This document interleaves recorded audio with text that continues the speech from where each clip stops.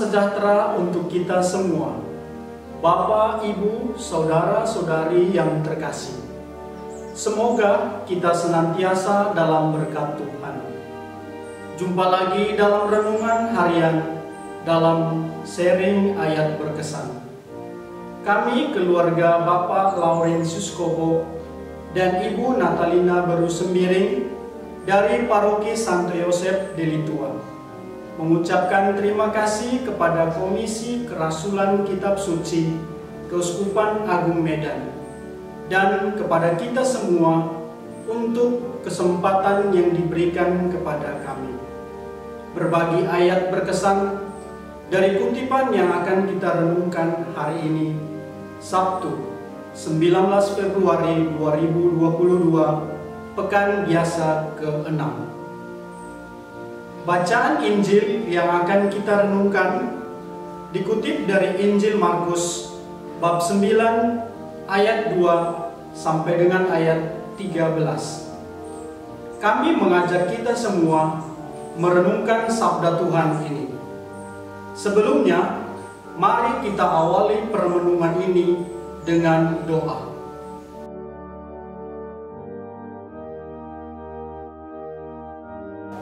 Marilah kita berdoa dalam nama Bapa dan Putra dan Roh Kudus. Amin.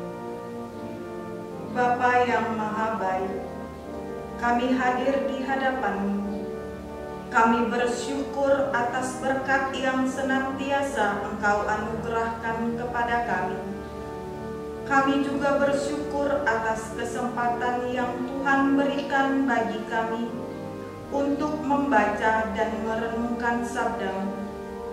Kami mohon, utuslah Roh Kudus-Mu membuka hati dan pikiran kami, agar kami mampu memahami sabda-Mu, memetik pesan yang dapat kami wujudkan dalam hidup kami. Demi Kristus Tuhan kami. Amin.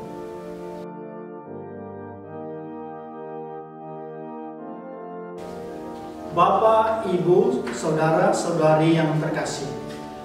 Sekarang, mari kita membuka hati dan pikiran kita untuk mendengarkan sabda Tuhan. Kami akan membacakannya secara bergantian. Mari kita ikuti bersama-sama. Bacaan dari Injil Markus bab 9 ayat 2 sampai dengan ayat 13. 6 hari kemudian, Yesus membawa Petrus, Yakobus dan Yohanes, dan bersama-sama dengan mereka Ia naik ke sebuah gunung yang tinggi. Di situ mereka sendirian saja. Lalu Yesus berubah rupa di depan mata mereka. Dan pakaiannya sangat putih berkilat-kilat. Tidak ada seorang pun di dunia ini yang dapat mengelantang pakaian seperti itu. Maka nampaklah kepada mereka Elia bersama dengan Musa. Keduanya sedang berbicara dengan Yesus. Kata Petrus kepada Yesus, "Rabi, betapa bahagianya kami berada di tempat ini. Baiklah, kami dirikan 3 kemah, 1 untuk engkau, 1 untuk Musa, dan 1 untuk Elia." Ia berkata demikian, sebab tidak tahu apa yang harus dikatakannya, karena mereka sangat ketakutan. Maka datanglah awan menaungi mereka, dan dari dalam awan itu terdengar suara, "Inilah anak yang kukasihi, dengarkanlah dia." Dan sekonyong-konyong waktu mereka memandang sekeliling mereka, mereka tidak melihat seorang pun lagi bersama mereka, kecuali Yesus seorang diri. Pada waktu mereka turun dari gunung itu, Yesus berpesan kepada mereka supaya mereka jangan menceritakan kepada seorang pun apa yang telah mereka lihat itu sebelum Anak Manusia bangkit dari antara orang mati. Mereka memegang pesan tadi sambil mempersoalkan di antara mereka apa yang dimaksud dengan bangkit dari antara orang mati. Lalu mereka berkata kepadanya, "Mengapa ahli-ahli Taurat berkata bahwa Elia harus datang dahulu?" Jawab Yesus, "Memang Elia akan datang dahulu dan memulihkan segala sesuatu. Hanya bagaimanakah dengan yang ada tertulis mengenai Anak Manusia, bahwa ia akan banyak menderita dan akan dihinakan. Tetapi aku berkata kepadamu, memang Elia sudah datang dan orang memperlakukan dia menurut kehendak mereka, sesuai dengan ada yang tertulis tentang dia." Demikianlah sabda Tuhan. Terpujilah Kristus.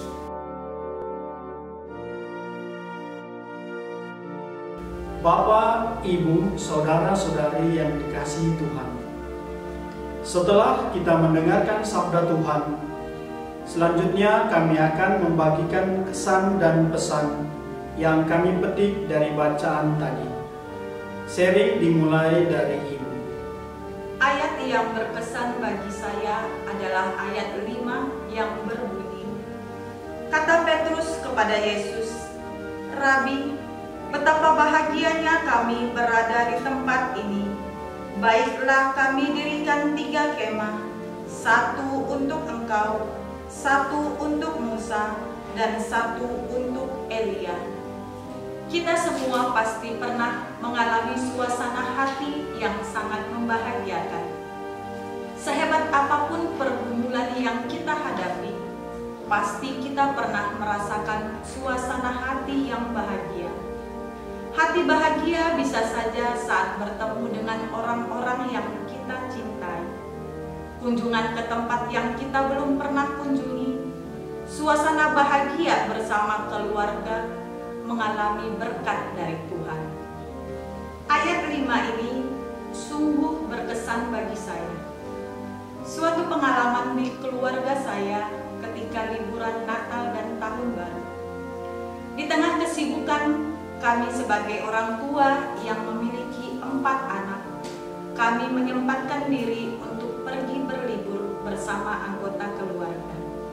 Kami bukan libur ke mal atau ke tempat wisata yang terkenal, melainkan kami pergi jauh ke pedalaman desa di atas bukit di tengah kebun salak. Anak-anak sangat senang menikmati keadaan sekitar. Anak-anak memberi kesaksian dan berkata mereka sangat senang berada di tempat itu sambil melompat menciumi pipi saya sambil berkata, "Terima kasih Bunda, kami sangat senang." Pemilik kebun berkata, "Bahagia sekali mempunyai anak seperti mereka." Saya juga bahagia dan bersyukur kepada Tuhan yang memberikan saya suami dan anak-anak yang sederhana, tidak banyak menuntut, tidak banyak protes, dan menikmati apa yang ada. Kita bahagia bukan harus karena sesuatu yang luar biasa, tetapi kita dapat merasakan kebahagiaan dalam hidup ketika kita mampu mensyukuri berkat Tuhan dalam hidup kita. Pengalaman Petrus yang merasa bahagia dan nyaman saat berada bersama dengan Yesus di puncak gunung menjadi inspirasi yang meneguhkan bahwa berada dan bersama dengan Yesus pasti akan mendatangkan kebahagiaan dan kenyamanan.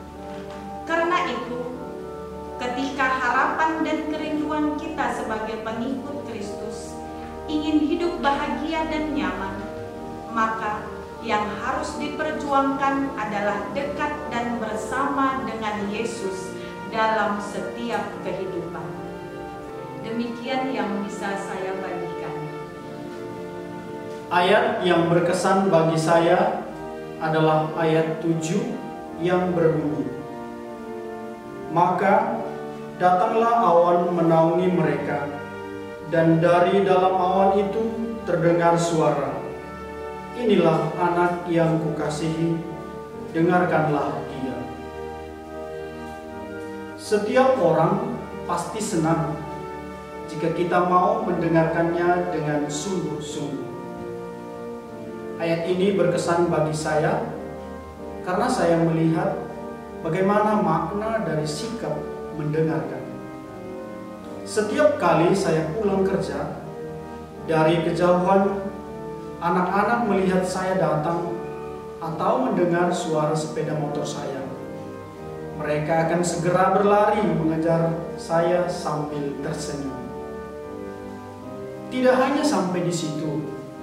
Ketika tiba di rumah, mereka mengangkat tas saya, mengambil apa saja yang saya bawa, dan meletakkannya pada tempatnya.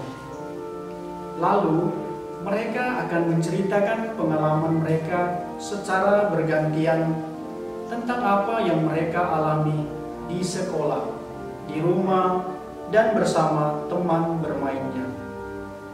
Saya selalu meluangkan waktu untuk mendengarkan cerita-cerita yang mereka sampaikan sambil memangku dan memeluk mereka.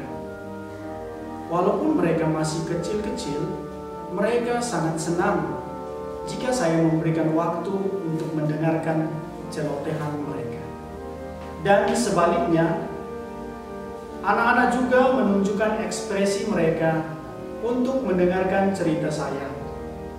Dan terkadang mereka meminta agar saya bercerita pengalaman saya di tempat kerja. Ada makna yang terkandung dari sikap mendengarkan ini. Ada kedekatan, ada saling percaya, ada kebahagiaan. Maka sabda Tuhan yang berkata, "Inilah anak yang kukasihi, dengarkanlah dia," mengajak saya untuk rindu mendengarkan Tuhan. Mendengarkan apa yang disampaikannya. Mendengarkan berarti saya taat terhadap apa yang dikatakannya dan menjalankan perintahnya.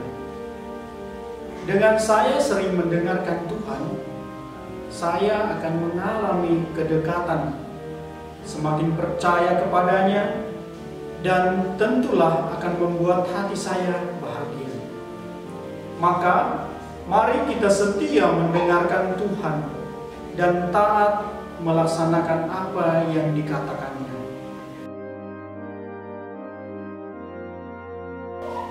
Bapak, Ibu, saudara-saudari yang terkasih, kami sudah membagikan kesan dan pesan yang bisa kami petik dari permenungan kami. Jadi, sebagai kesimpulan dari sharing kami yang dapat kita wujudkan dalam hidup sehari-hari, yakni 1. Selalu dekat dengan Yesus, mendengarkan perkataannya dan melaksanakan perintahnya. 2. Mensyukuri segala berkat Tuhan yang kita terima agar hati kita bahagia. Demikianlah pesan atas bacaan yang bisa kami petik. Mari kita mohon kekuatan dari Tuhan agar kita dimampukan untuk mengamalkannya dalam hidup kita. Marilah kita berdoa. Bapa yang baik, kami bersyukur atas kesempatan yang baik kami dapat membaca dan mendalami sabda-Mu.